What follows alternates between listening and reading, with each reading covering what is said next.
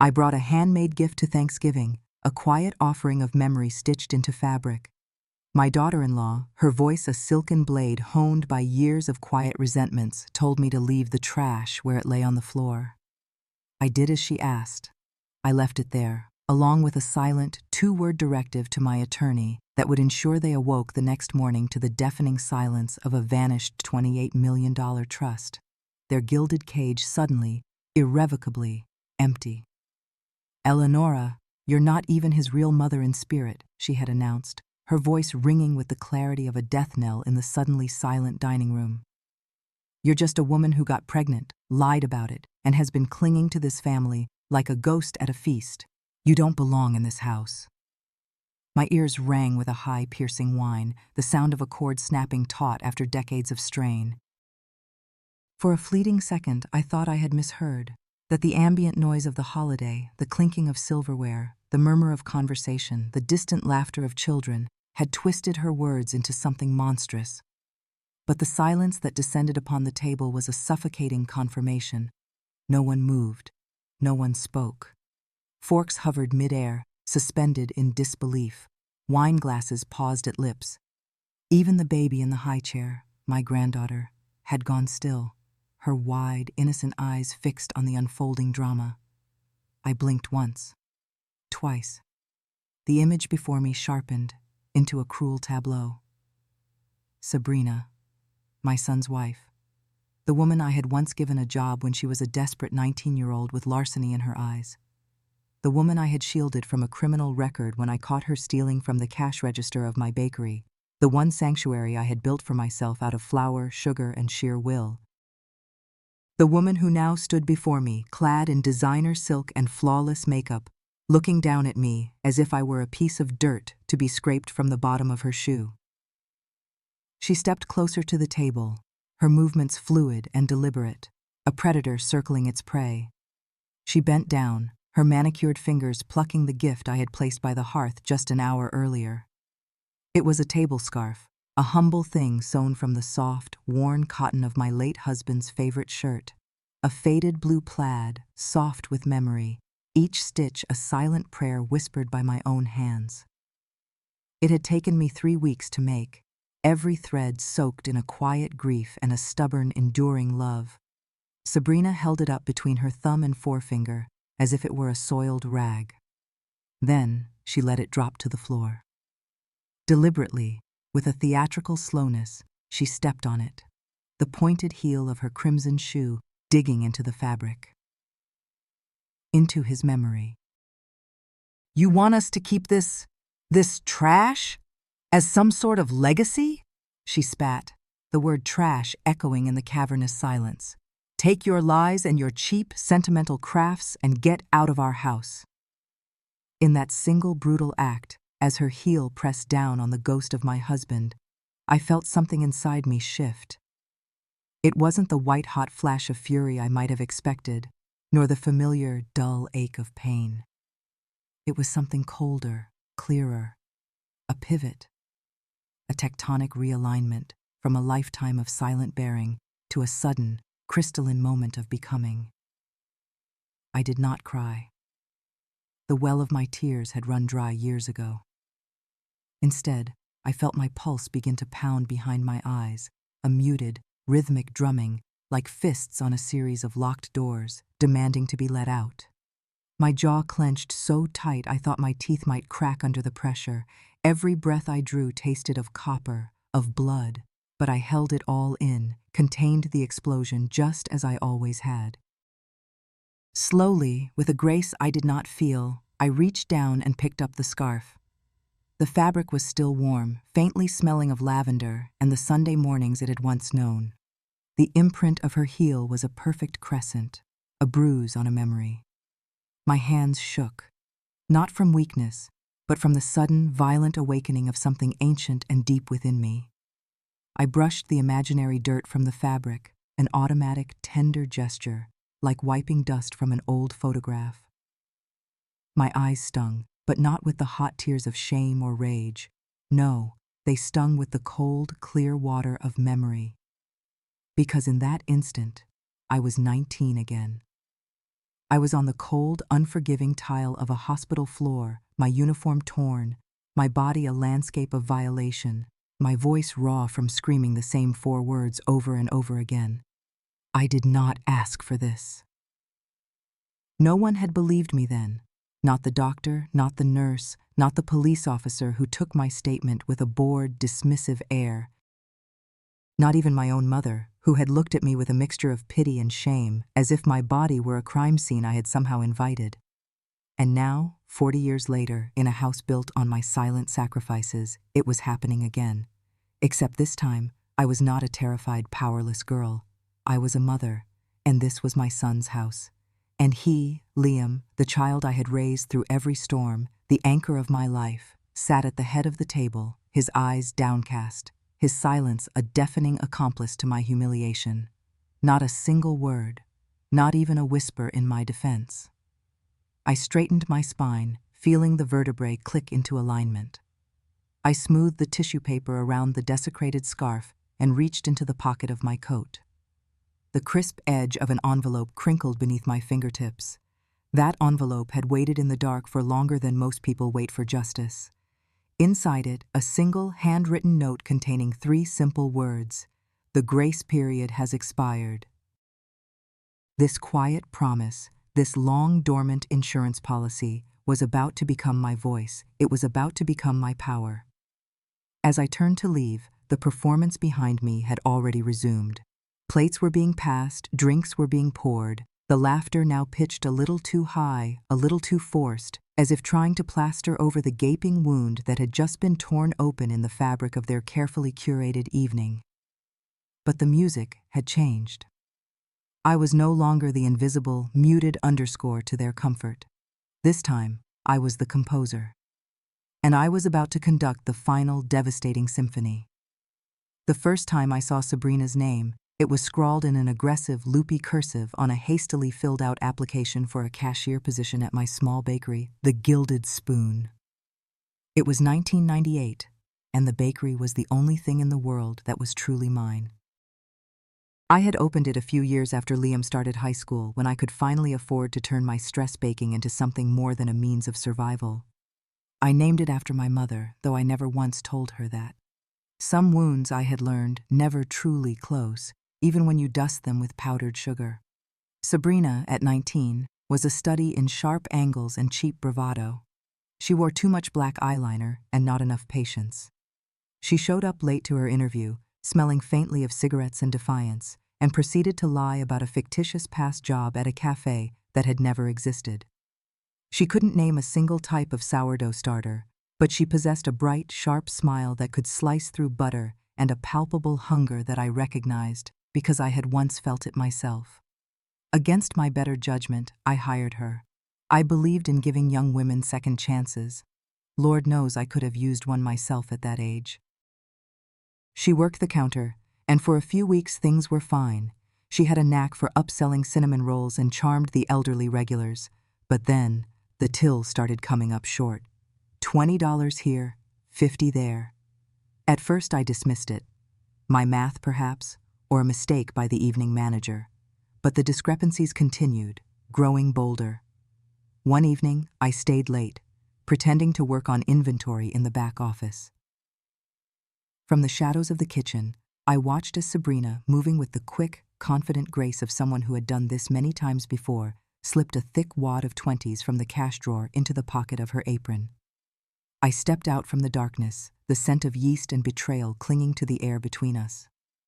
Flour still dusted my hands. I simply said her name. She froze, a cornered animal. I told her to sit. I made tea, my hands steady, my heart a cold, hard knot in my chest. She stared at the floor the entire time, her bravado crumbling into a sullen silence. I could call the police, I said, my voice quiet but unyielding. I could ruin your record before you've even had a chance to start your life. She did not cry. She did not apologize. Instead, a flicker of that cold defiance returned to her eyes. You wouldn't, she said, a challenge, not a plea. I looked her dead in the eye. Try me. Her hands clenched into tight fists on her lap. After a long charged silence, she finally whispered a story about needing the money for groceries, about her mother's boyfriend leaving them destitute, about being behind on rent. I did not know if it was true. I did not ask.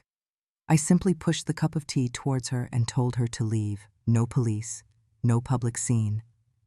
But I also told her never to come back, and that if I ever heard of her stealing from anyone in this small town again, I would make sure her name followed her like a plume of black smoke.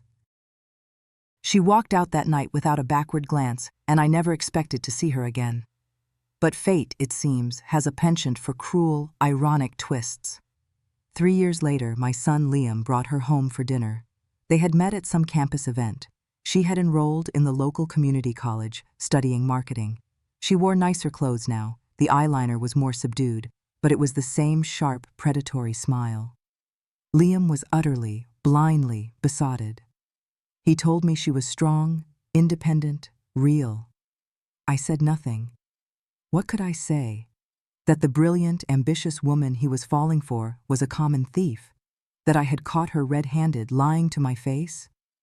Liam, with his soft heart and unwavering belief in the inherent goodness of people, would never have believed me.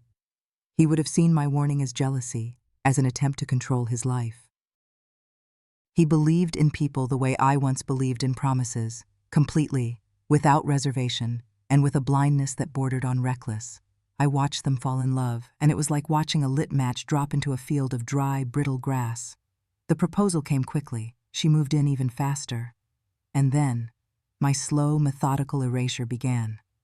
Sabrina became the mistress of the house, not just in title, but in spirit. She rearranged the furniture, her taste expensive and cold.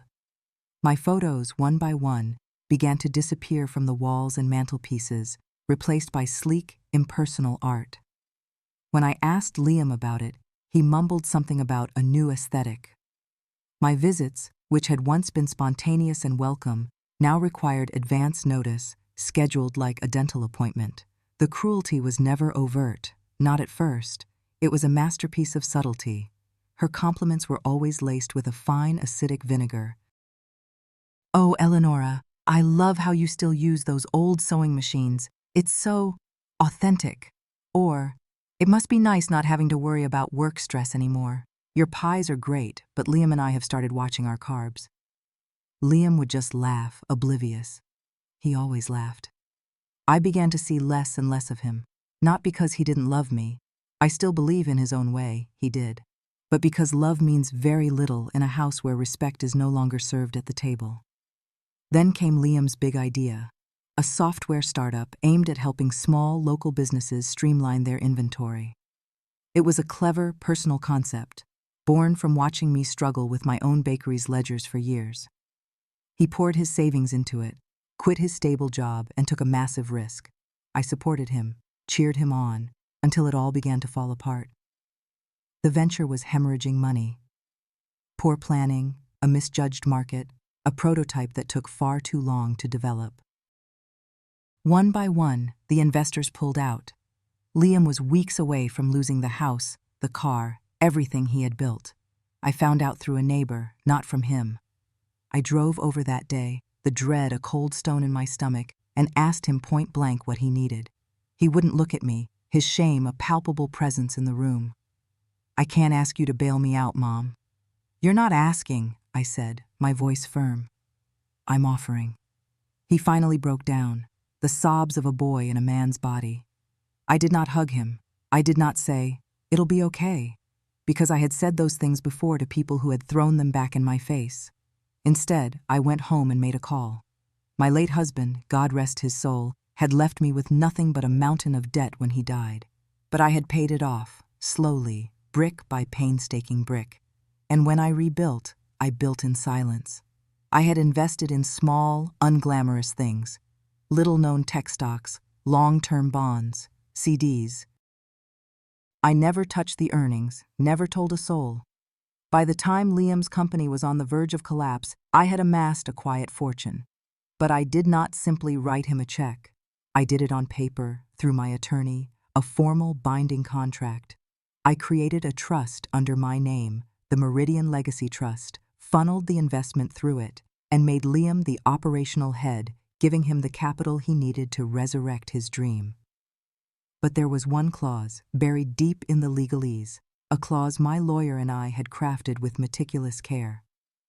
It stipulated that if he ever married Sabrina, all controlling shares of the company, the deed to the house the trust would purchase for them, and the entirety of the liquid assets, a portfolio then worth over $20 million, would remain under my ultimate control, revocable at my sole discretion based on a very specific set of circumstances.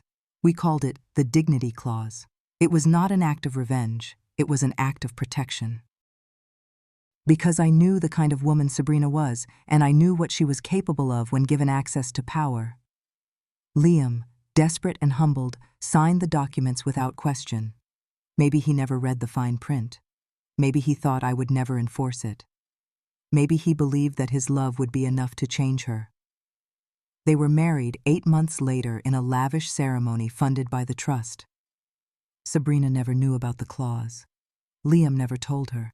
But she must have suspected something, because once the company began to flourish, turning into a multi-million-dollar success, she began asking questions, poking around their finances, calling their accountant, recommending new financial advisors. "We need to know where we really stand, Liam," she would say, her voice laced with a honeyed concern. "It's important to have clarity if we want to plan for our future." What she meant was, I want to know what belongs to me. I remained invisible. I let them play house. I let them throw extravagant parties where Sabrina would clink her wine glass and say things like, "We built this from scratch." I would sit in a corner, a ghost among the glossy, laughing people, and think, "You have no idea." Once, at one of those parties, I overheard Sabrina whispering to a guest in the hallway. "She's sweet," the woman had said, nodding in my direction. Sabrina smiled that thin, sharp smile.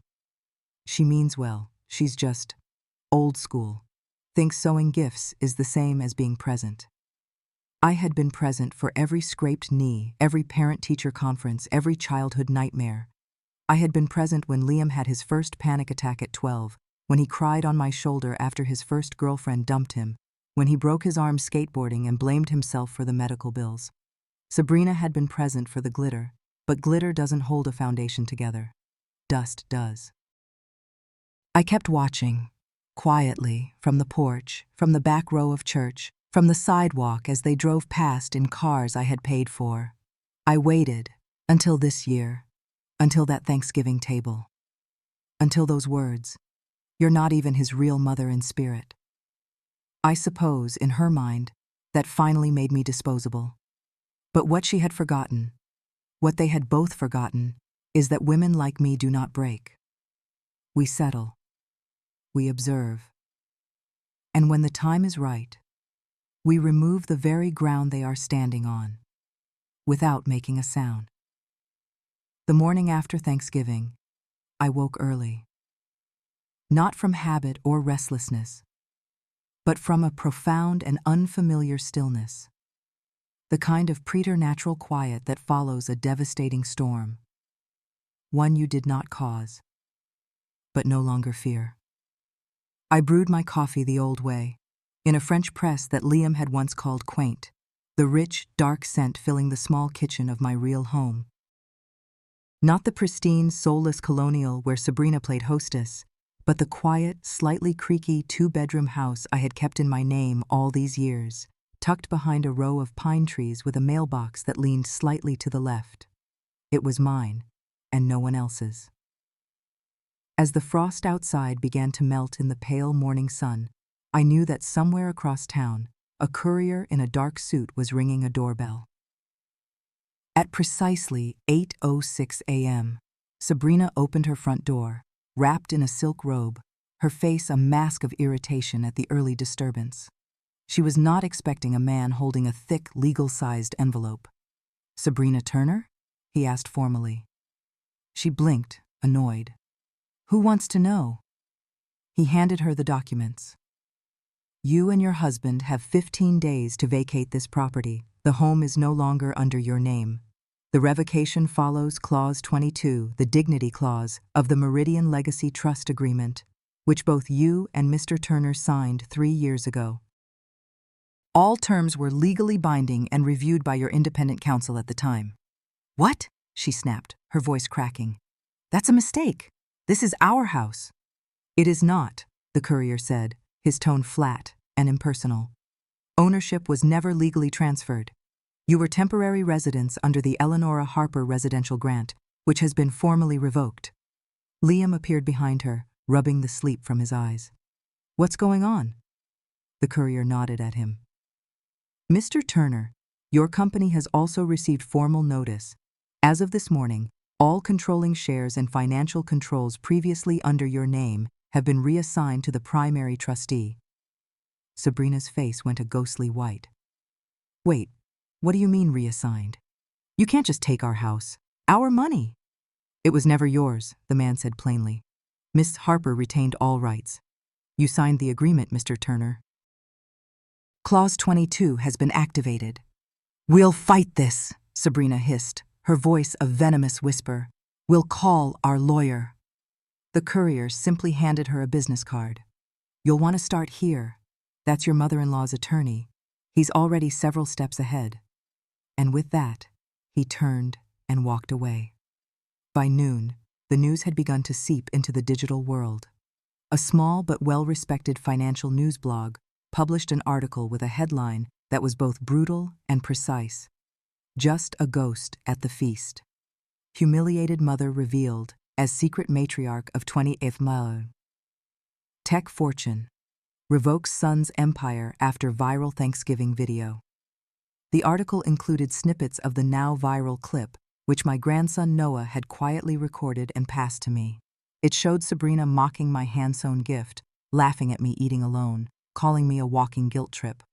But more importantly, it included my response, or rather, the lack of one.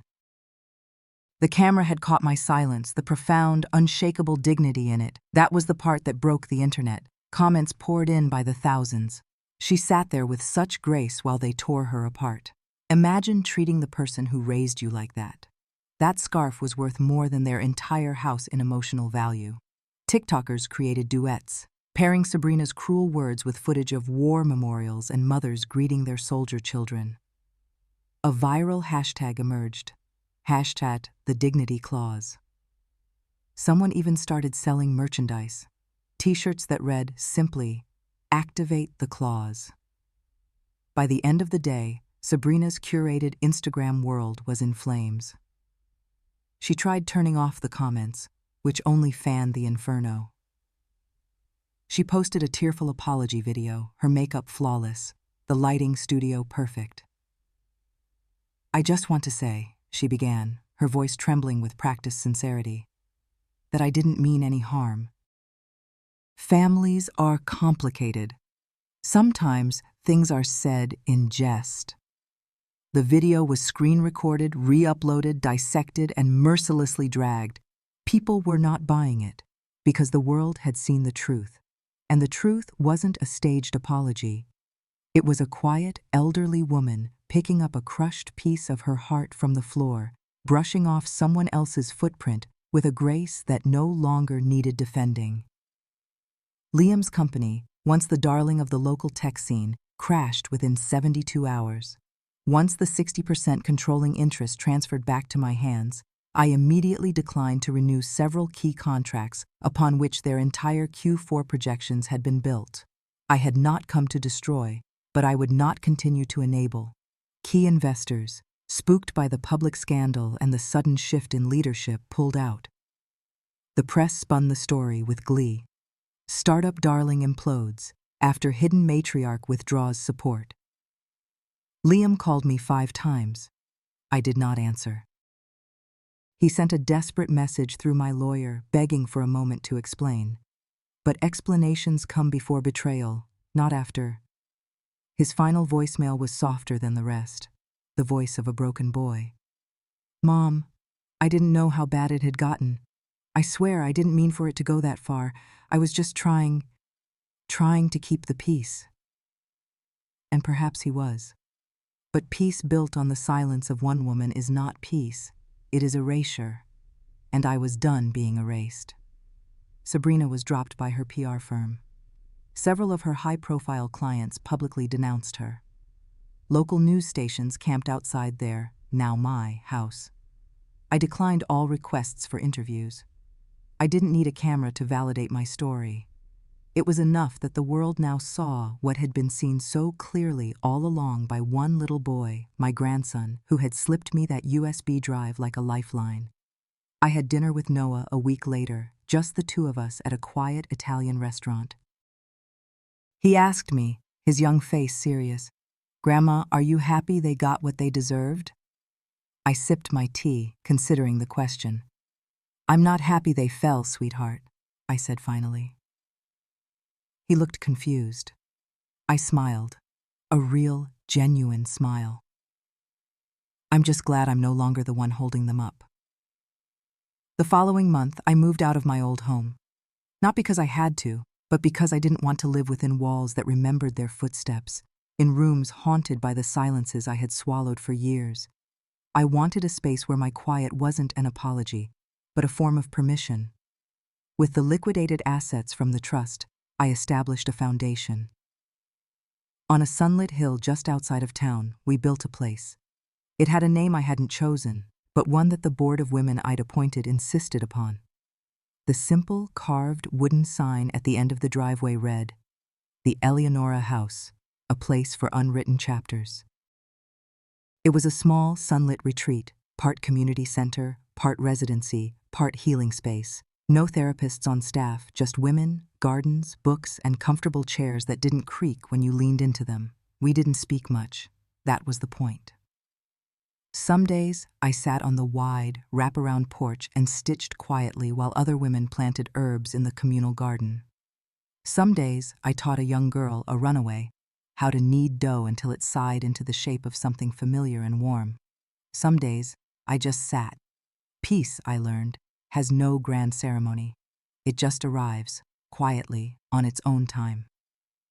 Noah visited on Sundays, his pockets full of candy, his eyes full of questions. "Why do you live here, Grandma?"